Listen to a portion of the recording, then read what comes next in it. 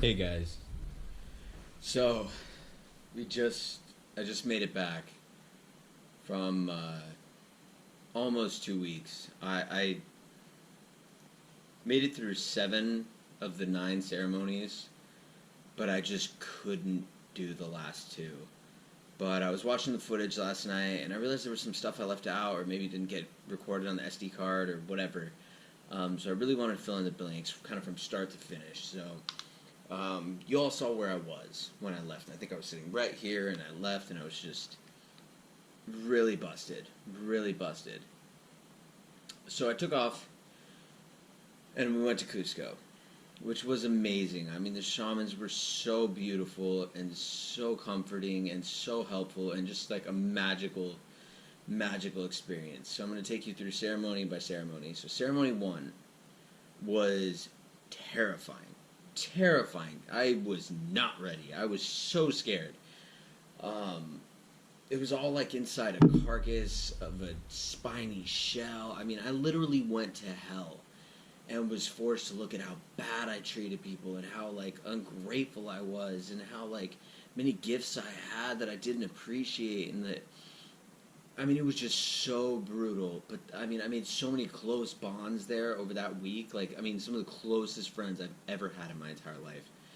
Just such beautiful people, and I had to thank them after the ceremony for just being my friends, you know, for just being there and just being part of that experience with me. It was so incredible, but it was so hard. The first ceremony really kicked my ass, like really whooped me into shape. But I mean, the next day I called my dad, I called Danny, I texted Andrew. I mean, I just appreciated the world like so much more, and I realized my potential and like how many gifts I have that I've been just like squandering, and how unfulfilling my life was, and it's because it was all my fault. It was all me. It was all me. I'm the one kicking my own ass through all of this.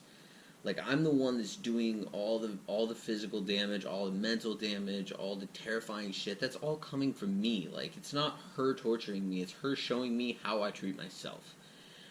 So it was.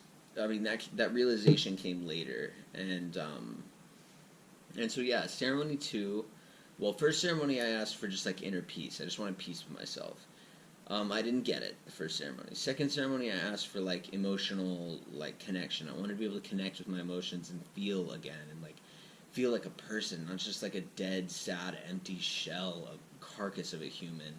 And she took it really easy on me that night. She didn't give me what I asked for again. But there was a moment in that night where one of the shamans, Rafa, he sang at Iquitos on the guitar. And Iquitos, let me explain this to you. I didn't understand them until the last ceremony, my 7th ceremony. I didn't understand what they were for. I mean, I kind of got it, but I really like understood the 7th ceremony. It's to like clean this bad energy out of you. To like it's a song. It's like my last ceremony. I'm gonna jump forward. I was called up. I was able to move this time. Well, wasn't a very phenomenal trip. We'll get into it later. But she started singing, and this shaman was in the Amazon, and she was much more powerful, much stronger, and the ayahuasca was stronger. And she started singing, and it just my body started heating up, and all these little worms and snakes started like peeling out of my skin, and like I just started going like this, and shaking, and then like trembling, and then I just purged. I just threw up. I was puking my brains out. I was dumping sweat and twitching and convulsing. And it was like the song that was doing it. It was her summoning these like dark demonic like energies, these evil energies that we carry around with us that like cause us to be depressed, that cause us to like self-sabotage, that cause addictions. They're like all these dark energies that latch onto us, that we latch on, and we don't see it. Most of the world doesn't see it happening. And ayahuasca allows you to visually see these energies, and then the shamans know how to work with them and navigate that realm and know what your treatment is as far as like how to get them out. And so she forced them out, but during the second ceremony, when I asked for emotional stability, she's got a really weird way of working. So he sang this Iquitos on the guitar, and I just found it so beautiful. He cradled me. He turned into a god, like this big gold tree god. Looked like Groot from Guardians of the Galaxy, but just like with lights and so much beauty and so much power, and just picked me up and like brought me inside him and gave me all the love that I had never gotten. Like all the love and all the cherishment and all the appreciation that just like I craved my whole life. And it was beautiful. It was so beautiful. And then there was more to the trip, but it's not. I think that's what I really took from that one.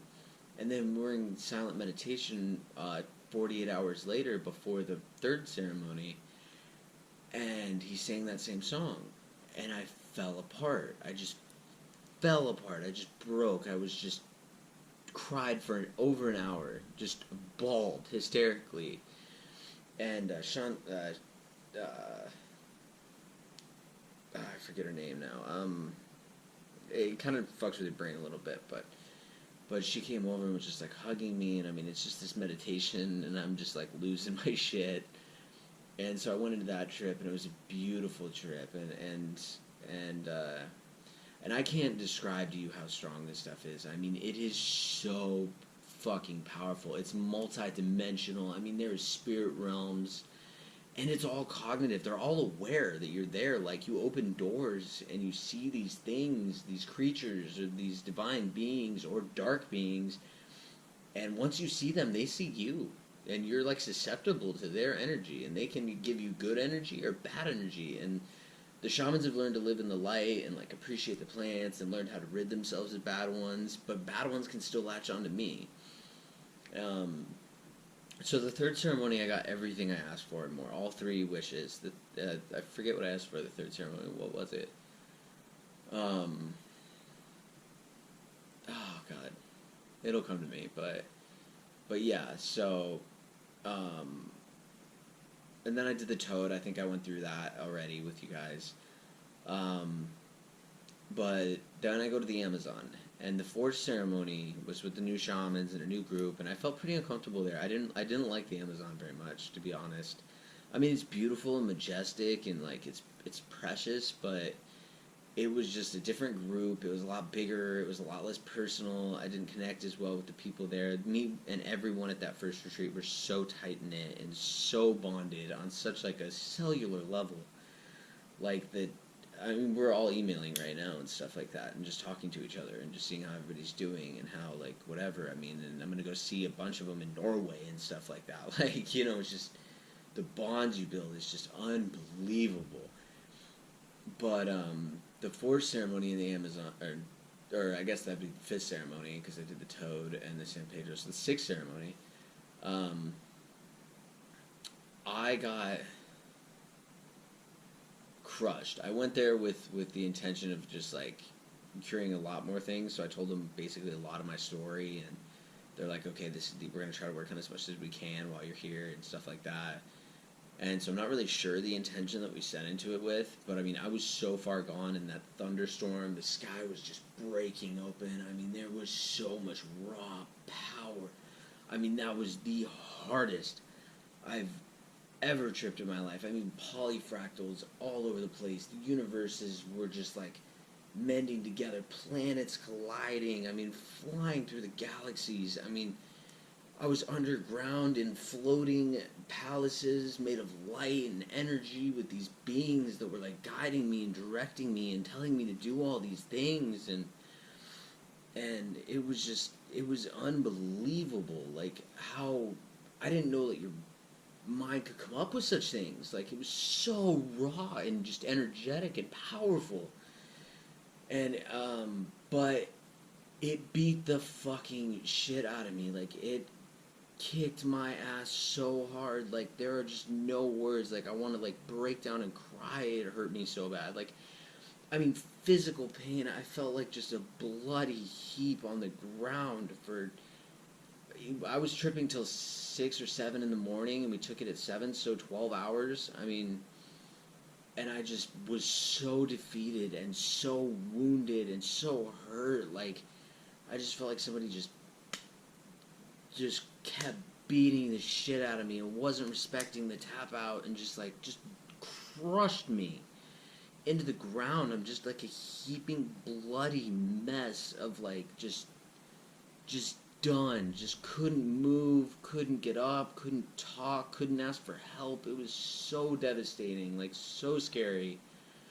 And that's when Mother Ayahuasca came and she was like, you know, you don't have to do this anymore. Like, you don't have to do this anymore. Like, it's okay. Like, it's okay that it's too much for you right now. Like, it's alright to want to go home. Because all I wanted to do was leave. I just wanted to leave. So the next day I changed my flight. But I sat through one more ceremony, which I'm going to backtrack a little because I recalled what I was talking about. So during the third ceremony, it was a lot of appreciation.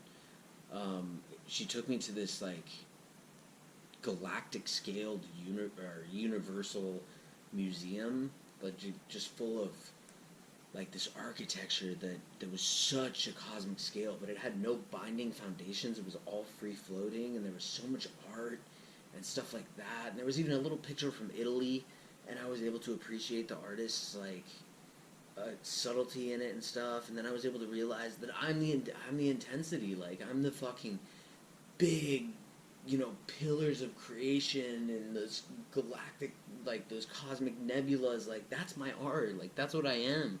I'm not a subtlety guy, and that's okay. She told me it's okay. I don't have to be. I don't have to be subtle. I don't have to be docile. I don't have to be weak. I don't have to be anything. I can be whatever the fuck I want to be all the time, and it's okay. And it was magical.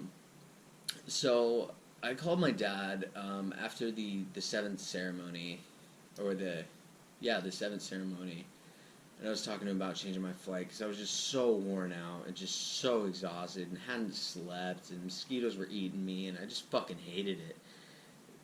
And I was just scared. I was so scared. I was like just everything inside me had just been beaten to a pulp. And she showed me afterwards, like thinking about it later on, way after the trip, and even today, a couple days later, that I was the one that was beating myself. Like, that was me beating myself up. That's what I do to myself every day, is give myself that level of abuse. And she was showing me that. She's like, this is what you do to yourself. Like, this is what you do. This is why you always feel like shit. This is why you need drugs. This is why you need girls. It's because you beat yourself this fucking bad. Like, this bad to the point that you can't even talk or tap out or anything. You just keep going at yourself and crushing yourself and devastating yourself and hurting yourself. Like, there's no point. What the fuck are you doing? Like, stop. Just stop. And I was so grateful when I came out of that. But the next night, I was like, okay, my flight's changed. I'm leaving on Wednesday. It's Monday, so I'll partake in ceremony on Tuesday because I know there's still more to learn. I just knew I couldn't handle another 3 times that shit. Like, to even think about putting that in me one more time, it's just way too fucking much. Like, I just, fuck no, for a long fucking time, if ever. And like I'm done. That shit is so beyond anything. You can't comprehend it until you do it. You cannot comprehend the magnitude and the gravity and the scale that it plays on. I mean, it's just like meeting spirit animals and like having gods come out and like direct your actions, and having demons latch onto you and like start getting inside you and like pulling on your insides and like doing shit and not knowing how to combat them, you know. And I mean, they just do things to you, and it's these bad energies, and that's what those shamans work on. That they work on these bad energies. And it didn't make sense till honestly the last one, the last ceremony. I went in and I was just like, fuck it, you know, like fuck it, I'm here, I'm doing this. So I took a cup and a half, which was the biggest dose I've taken so far. And right after that I was like, what the fuck did I just do? That was so stupid. I was horrified. I was so scared, like so scared. I kept trying to call on that giant wolf that showed up the night before to like come and be my companion. I don't think he moves or something. I can't figure him out yet. He's a powerful presence, but he just is like a guard and like a companion. Like he's my spirit animal. I just don't know how to manipulate him yet, or I don't want to say manipulate, but I don't know how to direct him yet, or have his guidance and help yet. So I kept trying to be like, please, like, don't let me go through that again. Like, please, that was so hard. I can't do that again. And so I was scared to look at these three beings, like, presented themselves, and I was so horrified to look them in the eyes. I thought if I did, they were going to get inside me, and I was going to go through it again. But I was like, you have to look them in the eyes. Like, you have to at least respect them. You have to appreciate them. You have to understand that they're here to do something or show you something. So I kept trying to look them in the eyes, and I did, and they took me to some crazy places, but it wasn't nearly as bad. I mean, it wasn't phenomenal, but it wasn't nearly as bad or as pungent. That night was more about the Iquitos actually like taking effect and like getting all that shit out of me. Like, I mean, it got everything out of me. Like all that negativity and all that like self-doubt and criticism and pity and anger and rage and hate, just like, blah, just came out of my skin. I mean, crawled out, literally. I could visually see them crawling out, and like I was convulsing, and I was just like puking, and I know it sounds horrifying, but it was actually really beautiful. It was uncomfortable, I didn't like it, but yeah, I purged a lot that night, and I got rid of all of those demons and stuff like that, and it was really magical. So that ceremony was really, really worth it. It was a really good way to end it, but I was just done. I just couldn't continue. I couldn't be in the Amazon anymore. It was just so hard. It was so fucking hard to do that.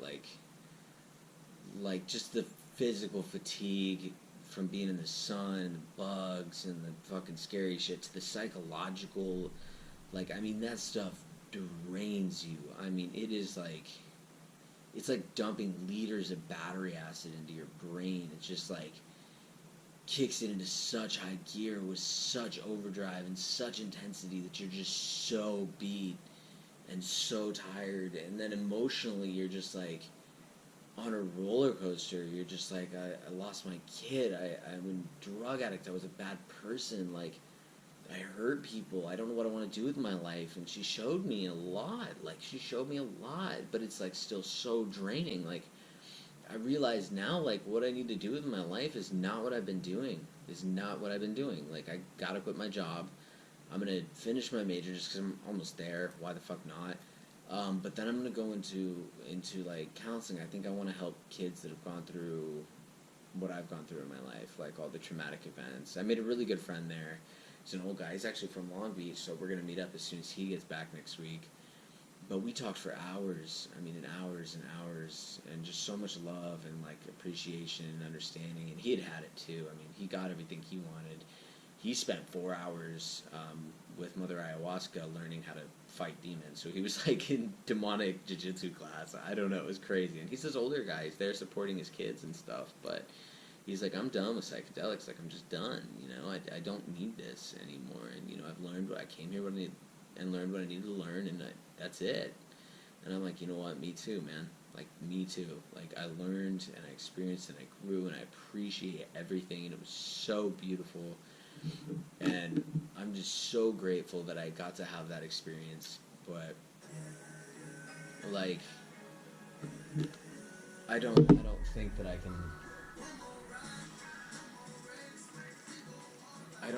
can do that another time. I couldn't do it another time. Like, even the trip home was hard. It was 2 hours down the Amazon River, then 2 hours by taxi through Iquitos, then to the airport, and then a 10-hour layover in Lima, and then a 9-hour flight from Lima to LA, and then an Uber for an hour from LAX to my house. I mean, the whole endeavor took almost 2 days, like over 24 hours.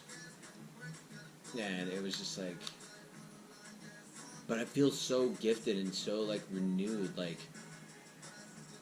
I don't want to say God, because there's not a singular one for me, but I met gods. Like, I met gods. That wolf was a god. It was my, like, guiding force in the universe, and, like, I need to stay connected to it and aware of it, because it's got so much to teach me and guide me and, like, show me and protect me. And Mother Ayahuasca, like, showed me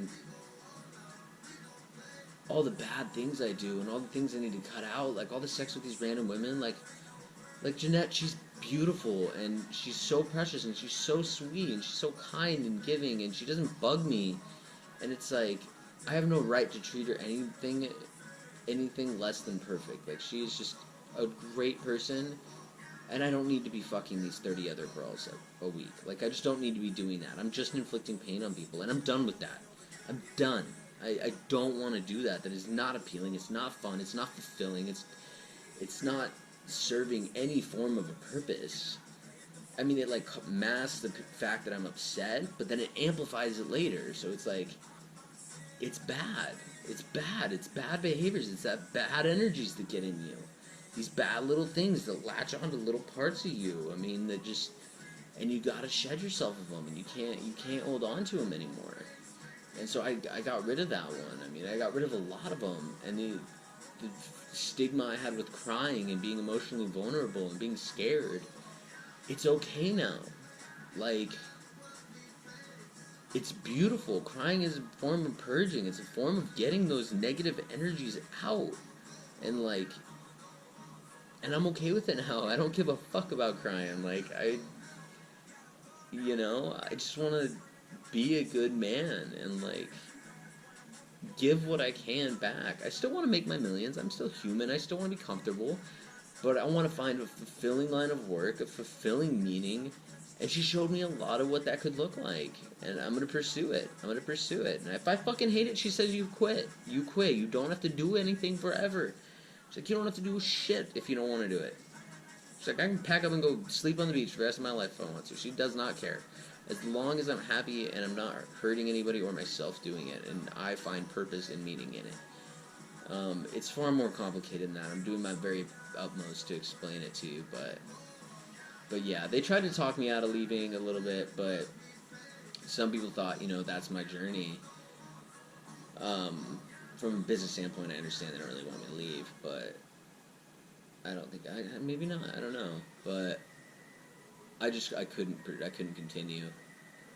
So I'm here, and I have such a beautiful outlook on life now. Like, even the cab driver this morning, or the Uber driver, was like, you have such a good energy and such a good light inside of you. And I just felt like throwing up and sleeping. Like, I was just so fucking tired and sick. I mean, just not cranky, but just like, it's done. Just done. But yeah, and he was just like, he was such like a huge light inside of you. And I've heard that a lot this week. Like, a lot. Like, so many people calling me precious and just like such a bright presence and stuff like that. And like a 360 from where I was.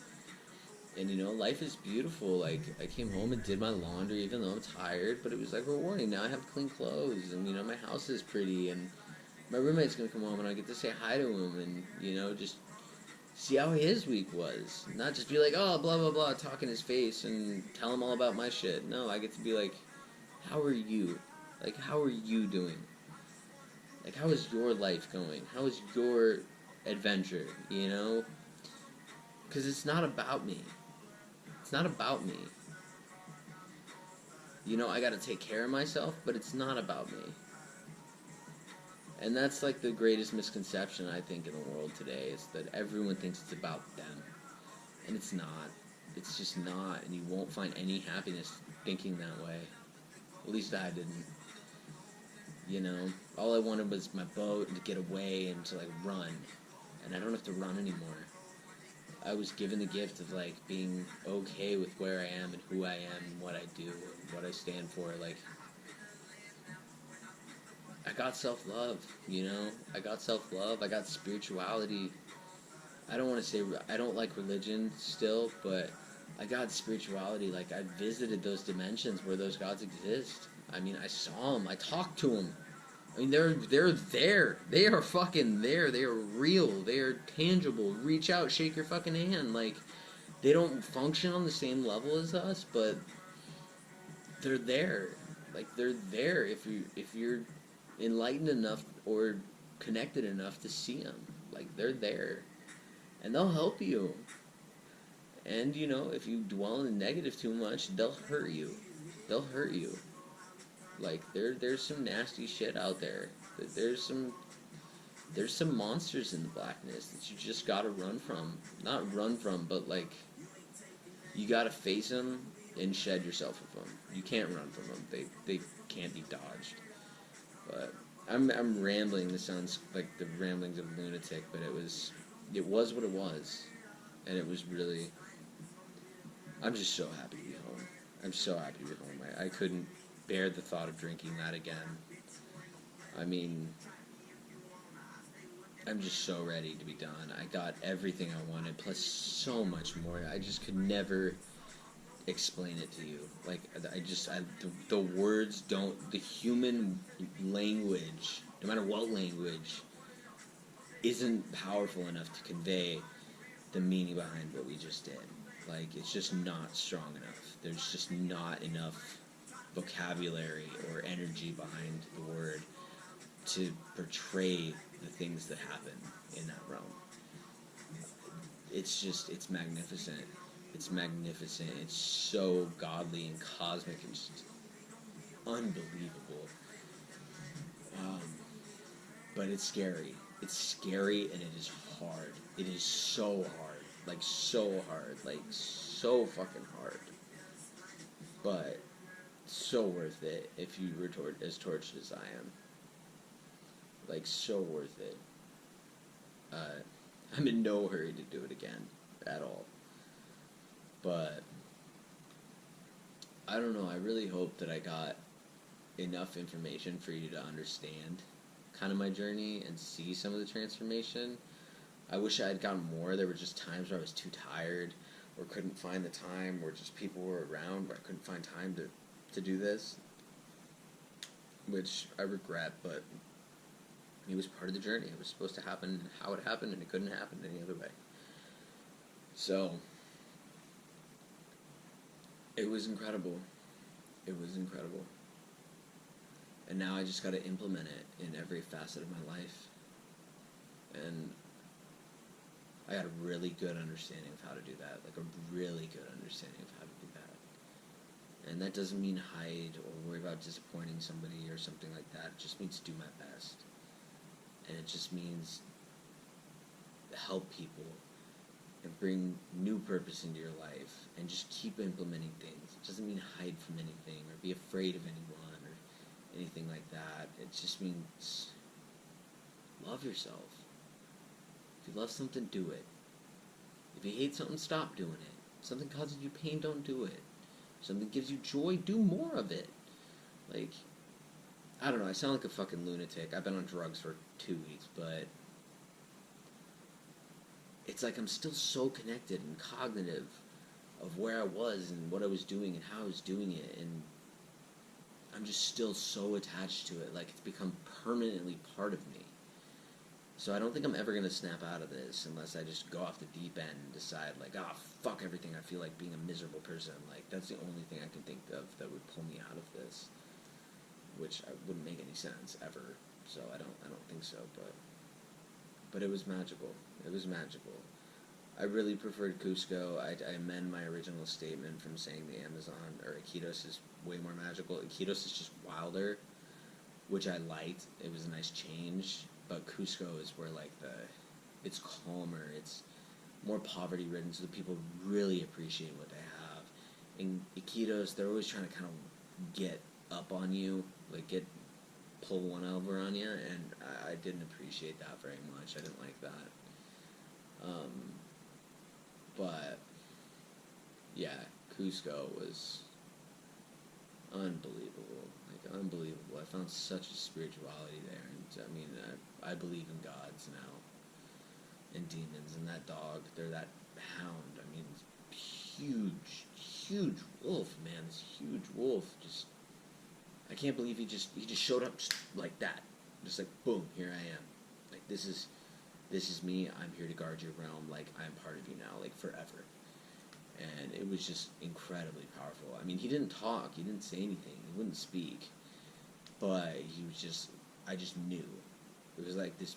A lot of it's intuition. You just know things without any reason or backing or understanding. You just know. That's just the best way I could put it. And yeah, it was really crazy, really crazy. But just happy to be home. I hope you understood everything.